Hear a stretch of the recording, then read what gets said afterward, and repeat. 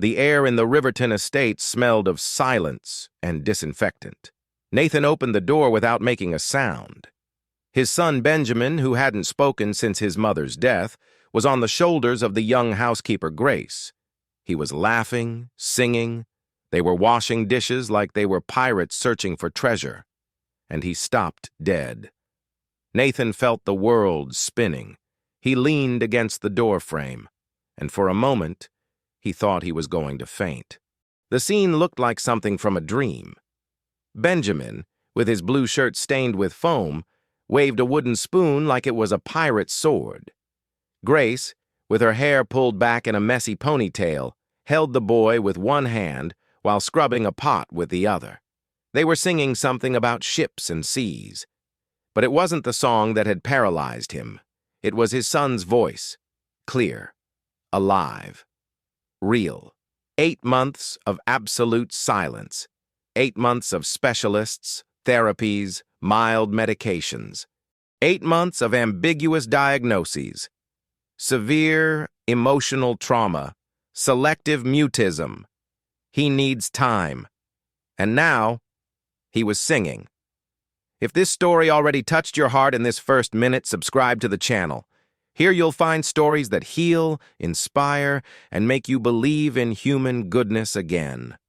Nathan Riverton was 40 years old, owned 3 construction companies, had considerable wealth, and carried a void in his chest that no success had managed to fill. Sarah, his wife, had died in a car accident one March afternoon. A truck lost control. She had no chance.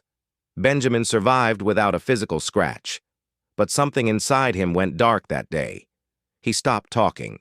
He stopped playing. He stopped being a child, until today. Grace turned her head and saw him. She carefully lifted Benjamin down from her shoulders. "Mr. Riverton, we weren't expecting you until tomorrow." Her voice was soft, without guilt, without fear. Benjamin saw him too. The boy stopped singing. He looked at his father with those enormous dark eyes. But he didn't back away. He didn't run. He didn't hide. He just looked. And then, with a naturalness that broke something inside Nathan, Benjamin raised the wooden spoon and said, "Dad, we're washing the ship." The voice was small, fragile, like glass about to shatter. But it was his voice. Nathan felt his legs trembling. He gripped the doorframe so hard his knuckles turned white. He couldn't speak. He couldn't move. Grace knelt beside Benjamin. "Should we tell your dad what ship we're washing?"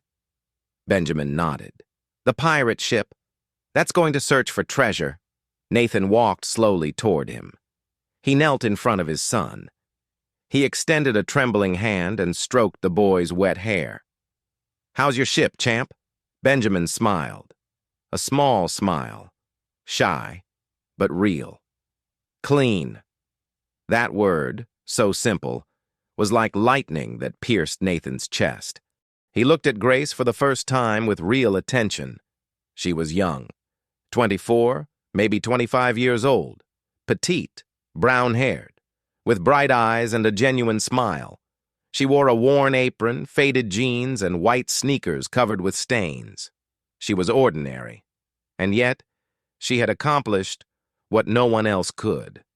She had given his son back his voice. "Grace, how long have you been working here?" She blinked. 3 weeks, sir." 3 weeks. In 3 weeks, this woman had done more for Benjamin than 8 months of expensive professionals. "And he talks to you? Like this? Normally?" Grace nodded gently. "Yes, sir.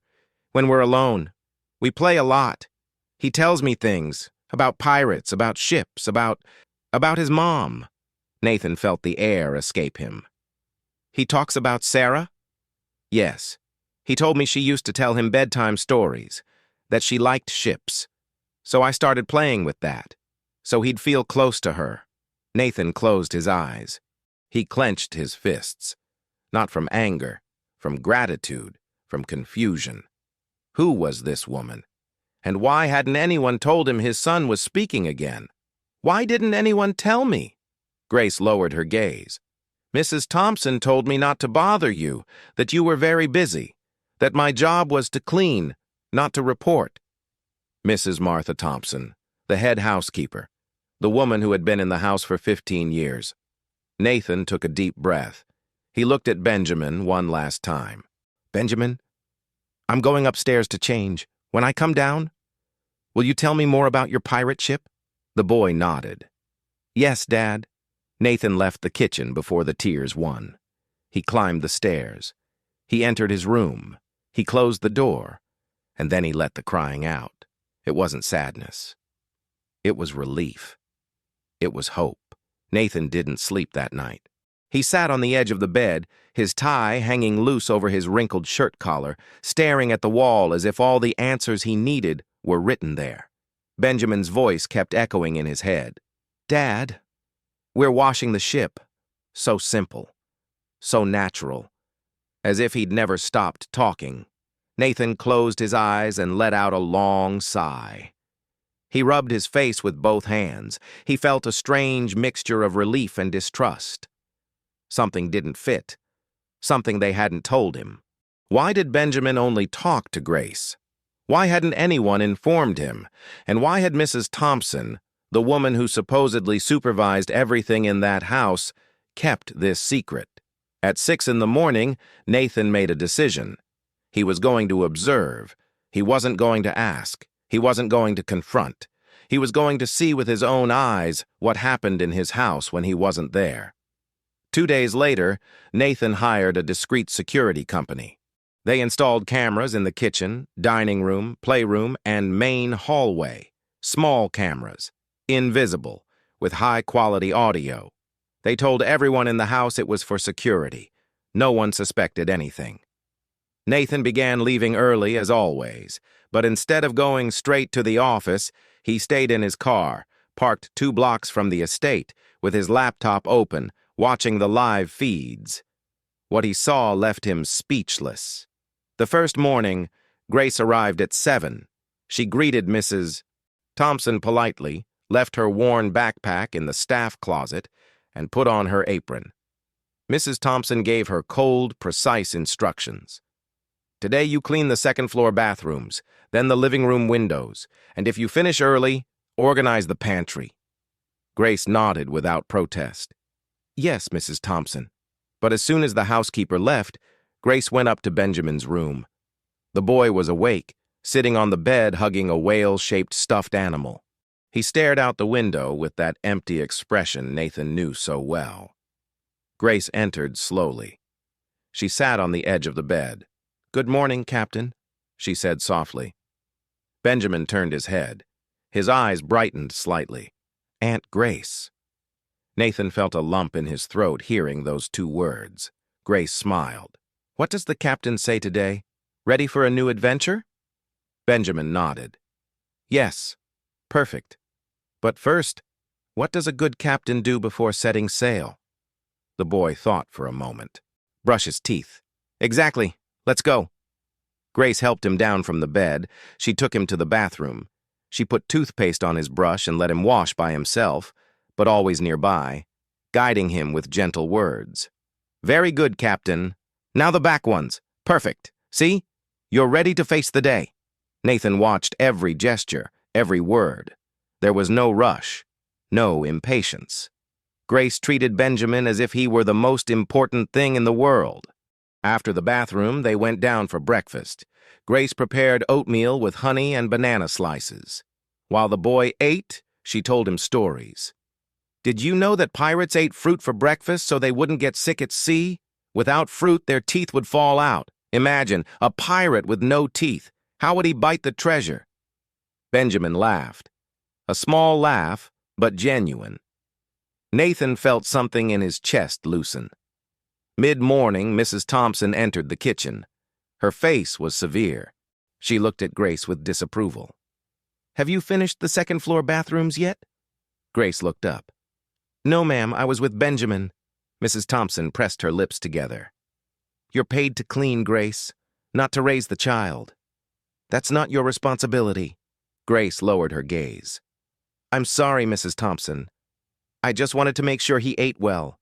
That's my responsibility, not yours.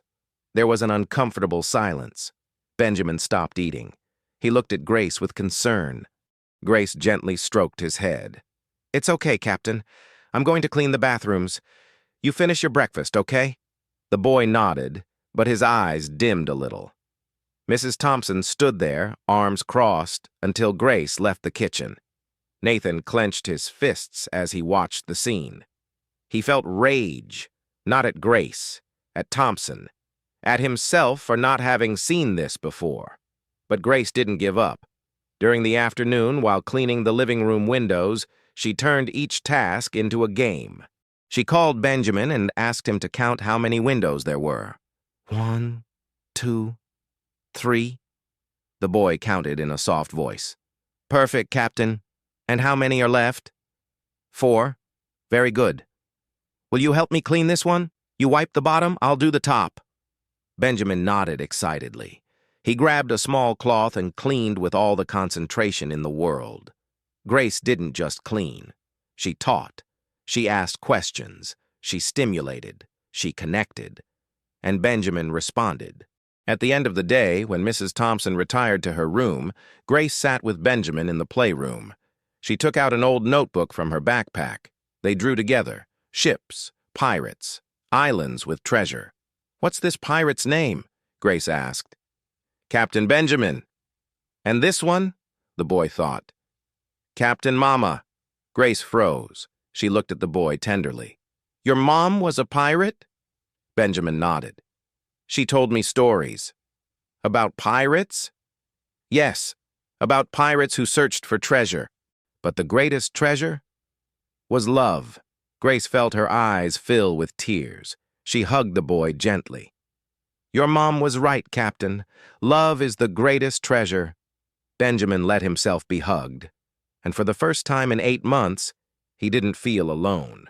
Nathan closed the laptop. His face was soaked with tears. He had seen everything. He had heard everything. Grace Reynolds wasn't just a housekeeper. She was a teacher, a caregiver, a healer. She had given Benjamin back something Nathan thought was lost forever, the ability to connect, to trust, to love. And she had done it without asking for anything in return, without recognition, without thanks, without even the housekeeper's permission. Nathan took a deep breath. He grabbed his phone. He searched for Mrs. Thompson's number, but he stopped before dialing. No. First, he needed to talk to Grace. He needed to know who this woman really was, and why she had chosen to stay in a job where they treated her as invisible. That night, Nathan arrived home earlier. He entered silently. He went up to Benjamin's room. The boy slept deeply, hugging his whale-stuffed animal. Next to his bed, on the nightstand, there was a drawing. Nathan approached. He picked it up carefully. It was a pirate ship, with 3 people on board. One was Benjamin, another was Grace, and the third, drawn with wings, was Sarah. Below the drawing, in a child's shaky handwriting, it said, My family. Nathan closed his eyes. He pressed the drawing against his chest, and he knew in that moment that he couldn't let Grace leave. But he also knew there was something more, something they hadn't told him, and the next day, he was going to find out. But what Nathan didn't know was that at that very moment, Mrs. Thompson was in her room, phone in hand, writing a message to someone. We have a problem. The girl is getting too close. We need to act before it's too late. Morning arrived with a cold light seeping through the curtains of the Riverton estate. Nathan came down the stairs with a determination he hadn't felt in months. He had made a decision during the night. He was going to talk to Grace. He needed to understand who this woman really was, who had accomplished the impossible. But when he reached the kitchen, he found a scene that stopped him cold. Mrs. Thompson stood in front of Grace, arms crossed, her face hard as stone. Grace had her head down, hands clasped in front of her, in a posture of submission that didn't suit her. I'm not going to repeat this again, Thompson said in a cutting voice. Your job is to clean, cook, wash. Nothing more. The child has professionals who handle his development. You're not a therapist. You're not a teacher. You're a housekeeper. Grace nodded without looking up.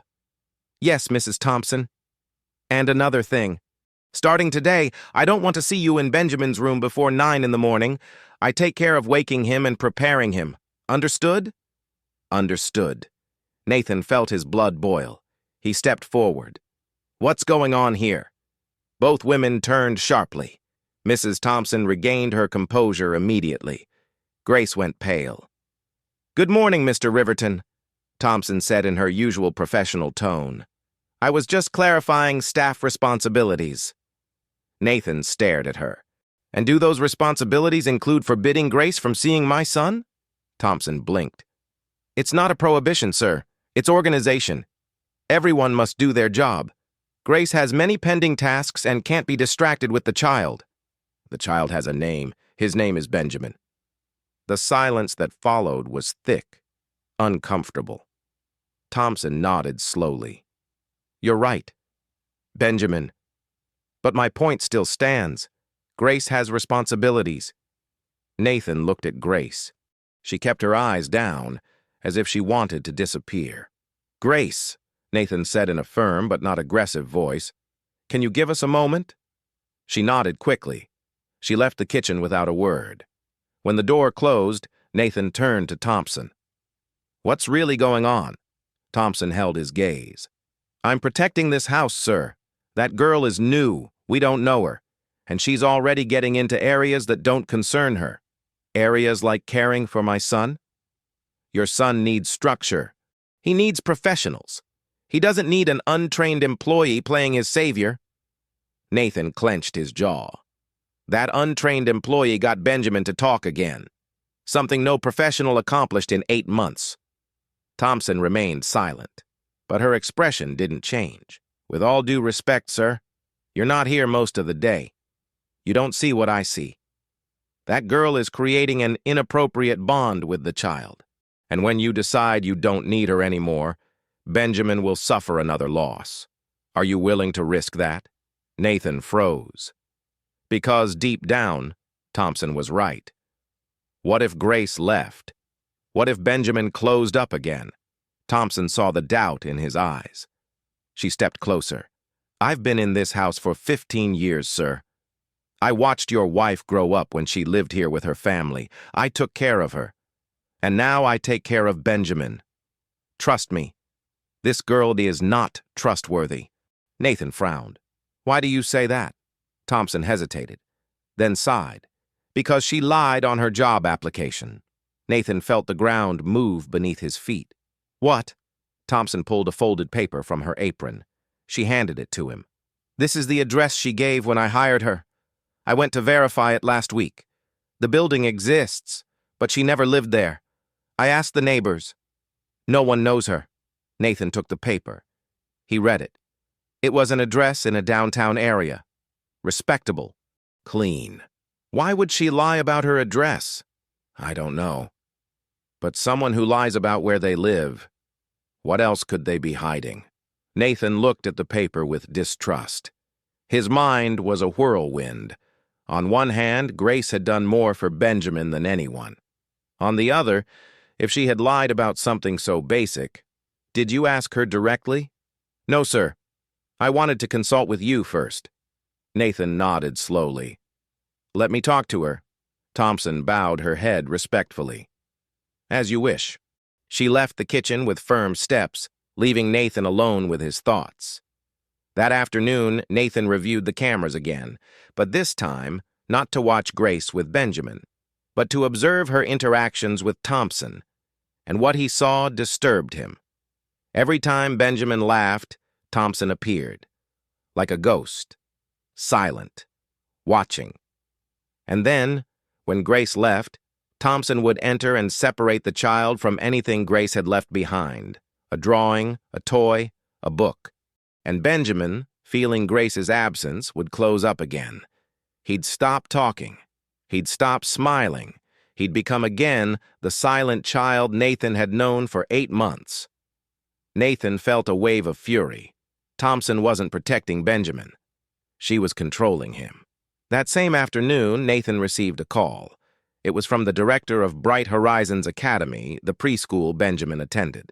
"Mr. Riverton, excuse the interruption. I just wanted to inform you that Benjamin has made remarkable progress in recent weeks."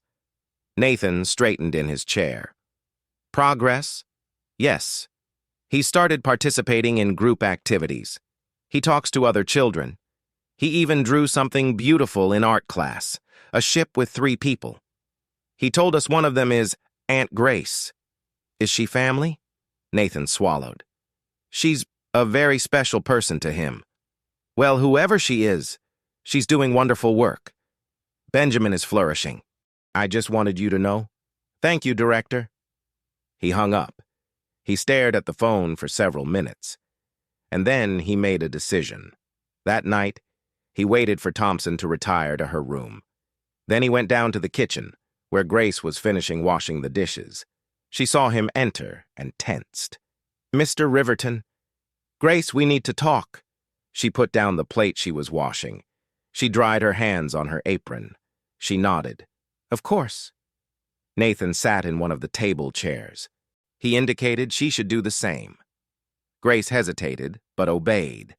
There was a long silence. Finally, Nathan spoke. "Why did you give a false address when you were hired?" Grace went pale. She lowered her eyes. I didn't want to lie." "But you did." "Yes." "Why?" Grace took a deep breath. Her hands trembled. "Because I knew that if I gave my real address, they wouldn't hire me." Nathan frowned. "Where do you live, Grace?" She looked at him with bright eyes full of shame. "At Riverside Mobile Home Park, in a trailer." Nathan remained silent. He knew that area. It was low-income housing, without basic services, without security, a place where people survived on the minimum. "How long have you been living there?" 3 years. "And before?" Grace swallowed. "Before we lived in an apartment. Small but decent. But when my parents died in an accident, we lost everything. I couldn't pay the rent, they evicted us. And since then, we've lived there. My siblings and me." Nathan felt something in his chest tighten. "You have siblings?" 3. Thomas is 17, James 12, and Mary 8. "And they live with you?" "Yes. I take care of them. I work to support them. Thomas helps with what he can, but it's not easy." Nathan looked at her carefully. He saw the fatigue in her eyes, the cracked hands, the worn clothes. "Why didn't you tell me from the beginning?" Grace looked at him sadly. "Because people like you don't hire people like me. Not when they know where we come from. Not when they know we're poor, that we live in mobile home parks, that we don't have proof of address. I lied because I needed this job. I needed to feed my siblings." Her voice broke. "I'm sorry, sir. If you want to fire me, I understand, but please, don't take away the 2 weeks you owe me. My siblings need to eat." Nathan felt his heart break in 2. He stood from the chair. He walked to the window. He looked toward the dark garden. "Grace, do you have training in education?" She blinked, surprised by the question. "Yes. I studied 3 years of early childhood development, but I couldn't finish. When my parents died, I had to leave college. I couldn't pay tuition and take care of my siblings at the same time." Nathan nodded slowly. "And that's why you know how to treat Benjamin?" "Yes. I learned about child development, about trauma, about how to help children who've gone through loss. And when I saw Benjamin, I knew he was suffering, like my siblings suffered when we lost our parents. I just wanted to help him." Nathan turned to her. "And do you care? Do you really care?" Grace looked at him with eyes full of tears. "I care more than anything in the world. That child is special. He's good. He's pure. And he doesn't deserve to live in silence. He deserves to be happy." Nathan felt tears burning his eyes. He approached Grace. He knelt in front of her, at the same level. "Grace, I'm not going to fire you." She looked at him with disbelief. "What?" "I'm not going to fire you. because you're the only person who's gotten my son to be a child again. And that's priceless." Grace broke into tears. She covered her face with her hands. Nathan put a hand on her shoulder. "But I need to ask you something." She nodded through tears. "Anything. I need you to trust me. To tell me the truth. Always. Can you do that?" Grace looked into his eyes. She nodded. "Yes. I promise." Nathan smiled slightly. "Good. Then we're going to make some changes in this house." But what neither of them knew was that, from the hallway, Mrs. Thompson had heard the entire conversation, and as she returned to her room, her face was a mask of fury. "If he won't protect this child," she thought, "then I'll have to do it myself, even if it means destroying that girl." Nathan couldn't get Grace's words out of his head. Riverside Mobile Home Park, a trailer, 3 siblings, a life that sounded harder than anything he had ever experienced.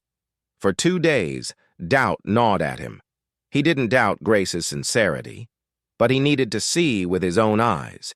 He needed to understand who the woman really was who had transformed his son's life. So, one Thursday afternoon, without telling anyone, Nathan took his car and drove toward Riverside Mobile Home Park. The change was brutal. As he moved away from the city center, the streets became narrower. The asphalt turned to dirt. The houses stopped having fences and gardens and transformed into precarious constructions of wood, metal sheeting, and unfinished blocks. Nathan parked his car a few blocks from the park entrance. He didn't want to draw attention. He walked slowly, hands in his pockets, observing everything. Barefoot children played in the street with deflated balls. Women washed clothes in plastic tubs in front of their homes. Men conversed sitting in mismatched chairs drinking coffee. There were skinny dogs, electrical cables hanging haphazardly, and a constant smell of burning wood and food cooking. Nathan felt a pang of discomfort, not from contempt, but from ignorance. He had lived his entire life in a bubble, and now, for the first time, he was seeing how most people in his own country lived. He asked a group of women hanging laundry about Grace. One of them, older, with gray hair pulled into a bun, pointed to a house at the end of the alley. "Over there, the one with the blue door." Nathan walked there. The house was small. The walls were unplastered blocks. The roof, corrugated metal. There was a window with a tattered curtain. And the door was indeed blue, but a faded blue, as if someone had tried to give color to something that didn't have it. Nathan stopped a few yards away. He didn't want to knock. He didn't want to invade. He just wanted to see. And then the door opened. A teenager came out, tall, thin, with dark, messy hair. He carried a backpack over his shoulder and a folder in his hand. He stopped when he saw Nathan. He looked at him with distrust. "Looking for someone?" Nathan swallowed. "Are you Thomas?" The boy frowned. "Who's asking?" "I'm Nathan Riverton, your sister's employer." Thomas studied him carefully, then nodded slowly. "Did something happen? Is Grace okay?" "She's fine, I just wanted to see where she lives." Thomas relaxed his posture, but not completely. "Why?" Nathan didn't have a prepared answer, so he decided to be honest. "Because your sister is helping my son a lot, and I want to understand who she is. Really." Thomas looked at him for a long moment. Finally, he let out a sigh. "Grace isn't here. She went to pick up the kids from school. But if you want, you can wait inside." Nathan hesitated. "I don't want to bother." "It's no bother. Come in." Thomas opened the door and entered. Nathan followed him. The interior was even smaller than he had imagined. A single room divided into sections by curtains. On the left, an improvised kitchen with a gas burner and a wooden counter. On the right, a space with 2 mattresses on the floor. In the back, a table with mismatched chairs where there were books, notebooks, and pencils. But what most caught Nathan's attention was the order. Despite the poverty, everything was clean. The notebooks were carefully stacked. The books, old and worn, were organized by size. The few clothes hanging were neatly arranged on a line that crossed the room. There was dignity in that space. There was effort. There was love. Thomas dropped his backpack in a corner. He turned to Nathan. "Want some water? We don't have much more to offer." Nathan shook his head. "I'm fine. Thank you." Thomas sat in one of the chairs. Nathan did the same. There was an uncomfortable silence. Finally, Nathan spoke. "How long have you been living here?" Thomas shrugged. 3 years. Since my parents died." "I'm sorry. It's not your fault. How are you managing?" Thomas looked at him with a mixture of exhaustion and pride. "We manage well. Grace works. I do too when I can. I help at a butcher shop on weekends. James sells hand pies at the market. Mary's the youngest, but she helps around the house. We're a team." Nathan felt a lump in his throat. "And school?" "We all go. Grace makes sure of that. She says education is the only thing no one can take from us." "She's a wise woman." Thomas smiled for the first time. "She's the best. She could have kept studying. She could have made her own life, but she stayed with us. She raised us. She took care of us. And she never made us feel like we were a burden." Nathan felt his eyes burning. "You're very lucky to have her." "I know." At that moment, the door burst open. 2 children came running in. A boy about 12 years old in a school uniform with a huge smile. And a little girl, 8 years old, with uneven pigtails and bright eyes. "Thomas, look what they gave me at school," the girl shouted, waving a drawing. "Shh, Mary, we have a visitor." Both children stopped dead when they saw Nathan. They looked at him with curiosity. Behind them came Grace, carrying shopping bags in both hands. When she saw Nathan, she almost dropped them. "Mr. Riverton." Nathan stood. "Grace." She set the bags on the floor. Her face was a mixture of shame and panic.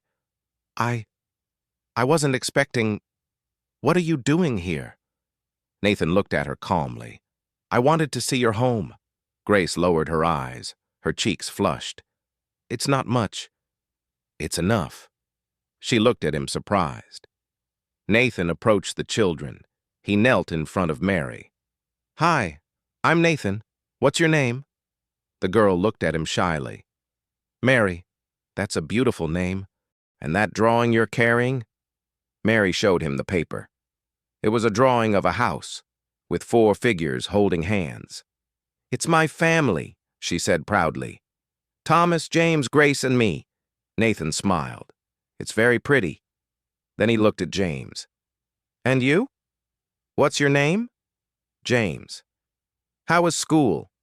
"Good. I had math today. I like math." "That's a good subject." Nathan stood. He looked at Grace. She had tears in her eyes. "Grace, can we talk outside?" She nodded. They went out to the street. The sun was beginning to set, painting the sky orange and pink. Nathan turned to Grace. "Why didn't you tell me all this?" Grace hugged herself. "Because I was afraid. Afraid you'd fire me. Afraid you'd think I wasn't enough. Afraid that—" Her voice broke. Nathan took a step toward her. "Grace, what you do is incredible. You're raising 3 children alone. You keep them in school. You care for them. You love them. And on top of that, you help my son. How could I think you're not enough?" Grace looked at him with eyes full of tears. "Because I come from here. Because I'm poor. Because I don't have a degree. Because you're human," Nathan interrupted gently. "And humans are valued by what they do, not by what they have." Grace broke into tears. She covered her face with her hands. Nathan hugged her, a sincere hug, without conditions. And for the first time in a long time, they both felt they weren't alone. But what they didn't know was that at that very moment, Mrs. Thompson was at the Riverton estate reviewing old documents, searching for something, anything, something that would give her power over Grace, something that would allow her to remove Grace from Benjamin's life. And when she found what she was looking for, she smiled. A cold smile, calculating.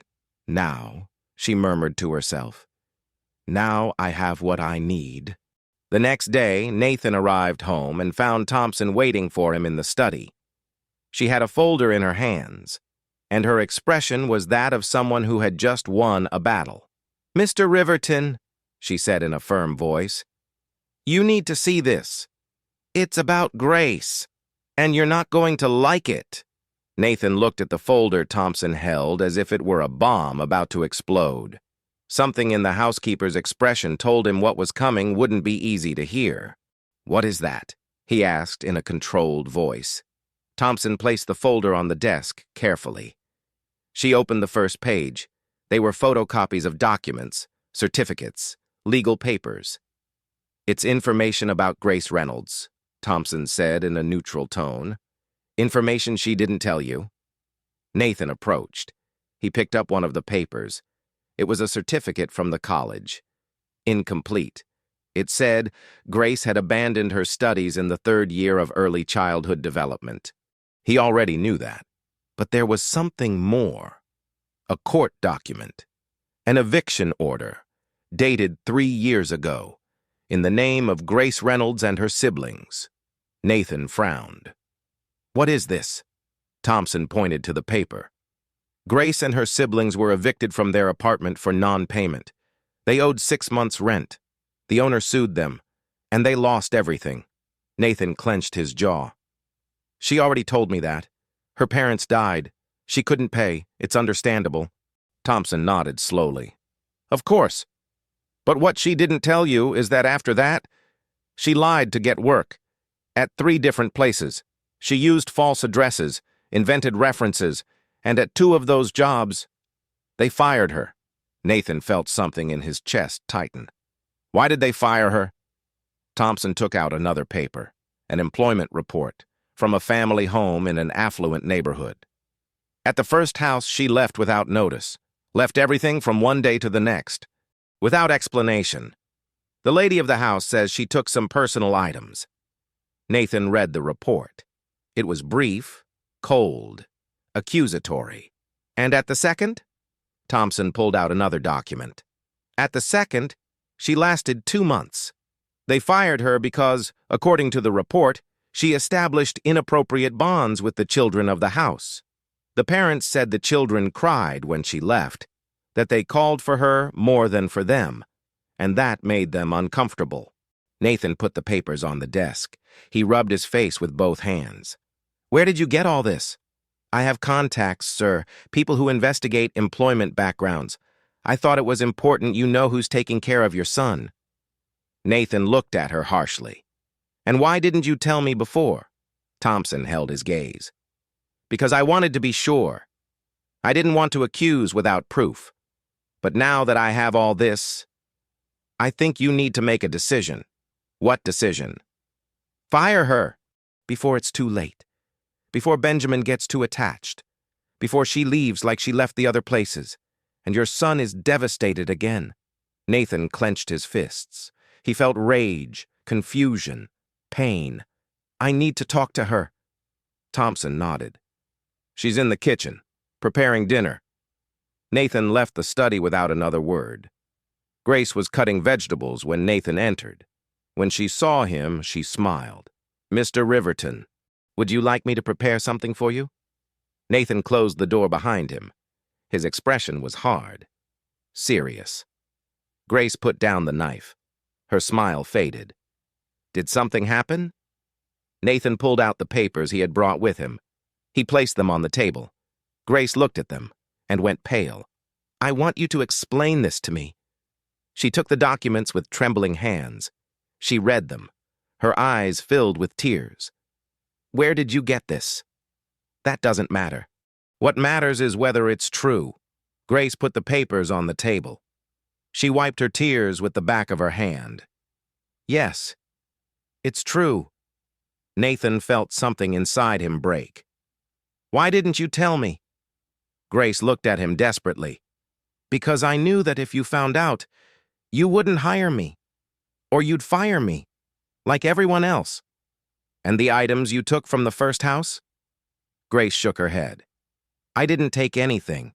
The lady accused me of that because she wanted an excuse to fire me without paying. I cleaned her house for 4 months, and when I asked her to pay me, she said I'd stolen. But there was no proof, because it wasn't true. Nathan studied her carefully. And why did you leave overnight? Grace swallowed. A tear rolled down her cheek. Because Mary got sick. She had pneumonia. I had to rush her to the hospital. I didn't have time to notify them. When I came back the next day to explain, they'd already replaced me. And they accused me of being irresponsible. Nathan felt the lump in his throat tighten. And at the second house? Why did they fire you? Grace closed her eyes. Tears fell freely now. Because the children got attached to me. Because I played with them. Because I listened to them. Because I loved them. And the parents felt I was taking their place, so they fired me. Without explanation, without references, without anything. Her voice broke. I just wanted to help. I wanted those children to feel loved. Like I want my siblings to feel. Like I want Benjamin to feel. Nathan clenched his jaw. He felt a hurricane of emotions inside him. Rage, pain, confusion, but also understanding. Grace, do you understand what this means? That you lied? That you hid information? That I'm poor? She interrupted him with a firm voice that surprised him. That I come from a place where people like you don't look. That I don't have connections. That I don't have perfect references. That I don't have a clean past because life didn't give me that option. She took a step toward him. Her eyes shone with something more than tears. They shone with dignity. But what I do have, Mr. Riverton, is love. Love for my family. Love for my work. Love for that child who's upstairs, sleeping, with a pirate ship drawn next to his bed. That child who didn't talk. That child who was alone. That child who now sings, who laughs, who lives. Her voice trembled, but she didn't stop. You can fire me. You can believe what those papers say. You can think I'm a liar, a thief, a bad influence. But before you do, ask yourself something. Who gave your son his voice back? Who made him laugh again? Who treated him like what he is? A child who needs love. Nathan felt his legs weaken. Grace, it wasn't the expensive professionals, she continued. It wasn't the therapists with perfect diplomas. It wasn't Mrs. Thompson with her 15 years of experience. It was me, a girl from a mobile home park, without a degree, without references, but with a heart. She let out a sob. And if that's not enough for you, then I don't know what else I can give you. Nathan closed his eyes. He breathed deeply. He felt the entire world was on his shoulders. When he opened his eyes, he looked at Grace with an intensity that made her tremble. You're right. Grace blinked. What? You're right. About everything. The professionals couldn't help Benjamin. Thompson couldn't. I couldn't either. But you did. He took a step toward her. I don't care where you come from. I don't care if you lied about your address. I don't care what those papers say. The only thing I care about is that my son became a child again because of you. Grace covered her face with her hands. She cried uncontrollably. Nathan hugged her. A strong hug. Protective. I'm not going to fire you, Grace. I'm not letting you go. She sobbed against his chest. Thank you. Thank you. Nathan pulled her away gently. He looked into her eyes. But I need you to promise me something. She nodded through tears.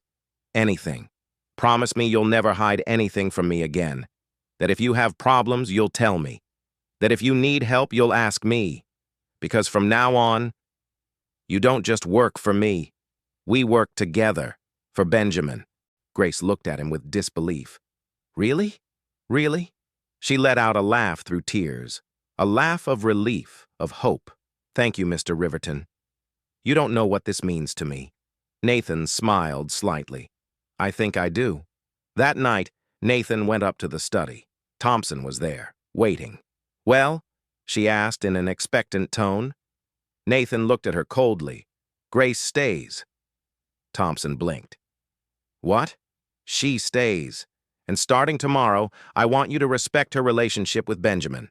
She's not just a housekeeper. She's part of the team that takes care of my son." Thompson pressed her lips together. "With all due respect, sir, I think you're making a mistake." Nathan approached her. His voice was firm, immovable. "Thompson, you've worked in this house for 15 years, and I respect you. I appreciate everything you've done, but this decision isn't yours. It's mine, and I've already made it." Thompson looked at him with hard eyes. "And if she disappoints you? And if she leaves like she left the other places?" Nathan held her gaze. "Then it'll be my problem, not yours." There was a tense silence. Finally, Thompson nodded. "As you wish." She stood. She walked to the door. But before leaving, she stopped. "I just hope you don't regret it, Mr. Riverton." And she left. Nathan remained alone in the study. He looked out the window toward the dark garden. He didn't know if he had made the right decision. But for the first time in a long time, he felt he was doing the right thing. The next morning, when Grace arrived, she found something unexpected. On the kitchen table was an envelope with her name. She opened it with trembling hands. Inside was a contract, a formal employment contract, with a higher salary, with benefits, with official recognition, and a handwritten note. "Grace, starting today, your official title is Child Development Assistant, because that's what you are, and that's what you deserve. Thank you for giving my son his life back. Nathan." Grace read the note once, twice, 3 times. And then, with tears of happiness rolling down her cheeks, she whispered, "Thank you." But that same morning, while Grace tucked the contract into her backpack, Mrs. Thompson watched from the doorway. Her face showed no emotion. But in her mind, something had changed. She was no longer going to fight Grace, because she knew she had lost. And when a battle is lost, all that's left is to accept, or leave. That afternoon, Thompson entered Nathan's study. She carried a letter in her hand. "Mr. Riverton," she said in a calm voice, "I've decided to retire. I believe this house needs a change, and that change doesn't include my presence." Nathan looked at her surprised, not with sadness, but with relief. 6 months later, the Riverton estate was unrecognizable. Not because it had changed physically. The furniture was still the same. The paintings hung on the same walls. The marble still shone under the sunlight. But there was something different. There was life. The windows were no longer always closed. The curtains opened every morning, letting in the light. In the kitchen, it no longer smelled only of disinfectant, but of freshly baked bread, of coffee, of cinnamon. And in the garden, where before there was only perfectly cut grass, now there were flower pots, roses, sunflowers, daisies. Grace had planted them with Benjamin, and the boy cared for them as if they were treasures. Nathan came down the stairs one Saturday morning and stopped when he heard laughter in the kitchen. He peeked carefully. Grace was sitting on the floor, with Benjamin and Mary beside her. The 3 of them were assembling a giant puzzle that covered almost the entire floor. James was sitting at the table doing homework, and Thomas, wearing an apron, was cooking something on the stove. "No, Captain," Mary laughed. "That piece doesn't go there." "Yes, it does," Benjamin insisted with a huge smile. "It doesn't. Look, it has a straight edge." "Oh, you're right." Grace smiled and ruffled both their hair. "Very good, detectives. Keep searching." Nathan felt his chest fill with warmth. He cleared his throat softly. Everyone turned. "Dad!" Benjamin shouted, running toward him. Nathan lifted him in his arms. The boy hugged him tightly. "Good morning, champ. What are you doing?" "We're building a ship. A giant ship, with 100 pieces." 150, James corrected from the table without looking up. Benjamin looked at him. "Really?" "Yes, it says on the box." "Wow." Nathan smiled.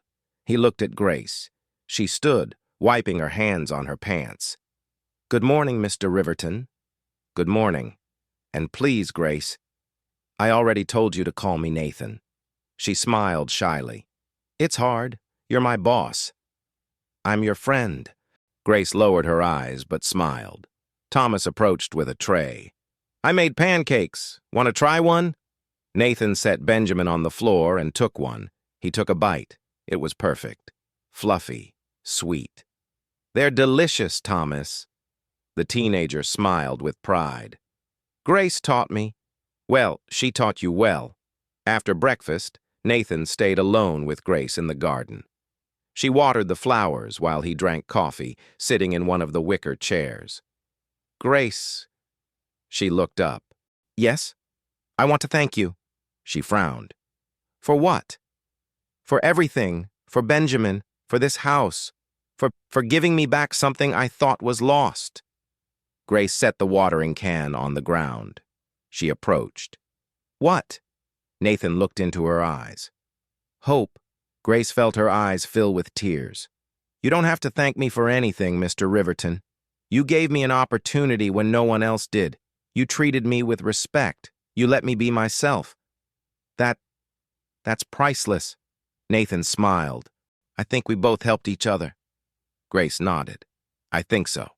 There was a comfortable silence, a silence full of understanding. Finally, Nathan spoke. "Grace, there's something I want to ask you." She tensed slightly. "What?" Nathan set his coffee cup on the table. He stood. He walked toward her. "Have you ever thought about going back to school?" Grace blinked. "What?" "Early childhood development. You left in your 3rd year. Have you ever thought about finishing?" Grace lowered her gaze. "All the time. But I can't.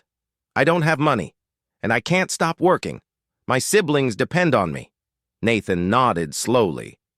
"What if there was a way you could study without stopping work? And without worrying about money?" Grace looked at him confused. "I don't understand." Nathan smiled. "I want to pay for your college, Grace. I want you to finish your degree. You can study online, or evening classes, however you prefer. But I want you to have your diploma, because you deserve it." Grace felt the world stop. "What?" "You heard me. I'm going to pay your tuition, your books, everything. And your siblings aren't too. Thomas can go to college, James and Mary can go to a good school, with uniforms, with supplies, with everything they need." Grace covered her mouth with her hands. Tears fell freely now. I can't accept that." "Why not?" "Because it's too much. Because you gave my son his life back," Nathan interrupted firmly. "And that's priceless. But if I could pay for it somehow, it would be with this. Giving you what was taken from you. Education. Opportunities. A future." Grace broke into tears. She fell to her knees. She sobbed uncontrollably. Nathan knelt in front of her. He hugged her. "Let me help you, Grace. Like you helped me." She nodded through sobs. "Thank you, thank you, thank you." 3 months later, Grace enrolled in college. She took online classes at night after Benjamin fell asleep. Thomas also enrolled in engineering. James and Mary were transferred to a private school near the estate, and the house filled even more with life, with books, with notebooks, with laughter, with dreams. A year later, Benjamin had his end-of-year performance at Bright Horizons Academy. Grace and Nathan went together. They sat in the front row. When it was Benjamin's turn, he went up on stage with a huge drawing. He showed it to the audience. It was a ship with 4 people on board. "This is my project," he said in a clear, confident voice. "It's called My Special Family." He pointed to the ship. "This is my dad. This is me. This is my Aunt Grace. And this is my mom from heaven." The room fell silent. Benjamin continued. "My mom isn't here anymore. But my Aunt Grace taught me something important. Love doesn't go away. It just changes places. My mom is still in my heart. And now I have my Aunt Grace in my life. And that makes me happy." Grace felt tears rolling down her cheeks. Nathan took her hand. She squeezed it hard. The room erupted in applause. 2 years later, on a sunny spring day, Nathan and Grace were in the garden. They were planting new roses. Benjamin helped them, digging with a small shovel. "Dad, will these roses grow a lot?" "Yes, champ, they'll grow big and strong." "Like me?" Nathan smiled. "Like you." Benjamin looked at Grace. "Aunt Grace, are you going to stay forever?" Grace looked at him tenderly. "Forever, Captain. I'm not going anywhere." Benjamin smiled. He kept digging. Nathan looked at Grace. There was something in his eyes, something that hadn't been there before. "Grace." She looked at him. "Yes, there's something I want to tell you." She put down the shovel. "What?" Nathan took a deep breath. I think I fell in love with you." Grace felt her heart stop. "What?" Nathan took a step toward her. "I don't know when it happened. I don't know how. But every time I see you with Benjamin, every time I hear your laugh, every time you look at me with those eyes full of kindness, I feel my heart beating again." Grace covered her mouth with her hands. "Nathan, you don't have to answer now," he continued. "I just needed to tell you, because keeping it inside was killing me." Grace looked at him with tears in her eyes. And then, with a smile that lit up the entire garden, she said, "I fell in love with you too." Nathan felt the entire world stop. "Really?" She nodded. "Really?" Nathan hugged her. He lifted her off the ground. She laughed through tears. Benjamin looked at them from where he was digging. "Are you happy?" Nathan looked at him. "Very happy, champ." "Me too." The garden of the Riverton estate was full of flowers. Red roses, yellow sunflowers, white daisies. There were white chairs arranged in rows. There was a wooden arch covered with vines. And there were people, friends, family, neighbors. Everyone was waiting. And then, down the petal aisle, Grace walked. She wore a white dress, simple, elegant, with flowers in her hair. Beside her walked her 3 siblings, Thomas, now an engineering student, James, who dreamed of being a doctor, and Mary, who wanted to be a teacher, like her sister. At the end of the aisle, Nathan waited, in a black suit, and a smile he couldn't hide. Beside him, in a small suit and blue tie, stood Benjamin. He held a basket of petals. Grace reached the altar. She looked into Nathan's eyes. "Hi," she whispered. "Hi," he replied. The minister began the ceremony, and when it came time for the vows, Nathan took Grace's hands. "Grace Reynolds, you gave me back something I thought was lost. You taught me that love isn't perfect. It's human. It's real. It's generous. I promise to care for you, respect you, love you, every day of my life." Grace smiled through tears. "Nathan Riverton, you gave me something I never had. A family, a home, a future. I promise to be by your side, in good times and hard times, because love doesn't go away. It just changes places, and my place is with you." They kissed under the flower arch, and the garden erupted in applause. Benjamin threw petals in the air, and in that moment, everyone knew something with certainty. True love knows no social class. Families are built with those who care, who worry, and who love. If this story touched your heart, share it with someone who needs to believe again in love, in goodness, and in the magic of second chances. Because we all deserve a family that chooses us, not out of obligation, but out of love.